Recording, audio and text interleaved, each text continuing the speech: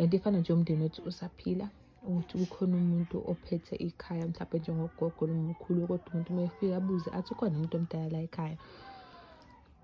then mese yabizwa umuntu omdala ebese indaba ebalulekile idiscusswa nomuntu omdala. Yabo, so that how it also goes uma ufika kamoya, ukuthi khona ongaleyo ngaphezulu othunyelwayo. Yes, wena ungabona kuhlezi kuvela ugogo wakho omaziyo, uvashele isithunywa esithile,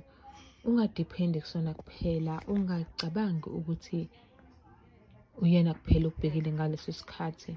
noma uthi wenza isimo mhlawumbe seladi, mhlawumbe you want to honor ama-ancestors wakho noma iy'thunywa zakho, then mese nubhekise kumuntu oyedwa, bese ukhohlwa ungale ngemuva osebenza in the shadows, mhlawumbe kuwuyena unyazisela amabhilidi nezindonga.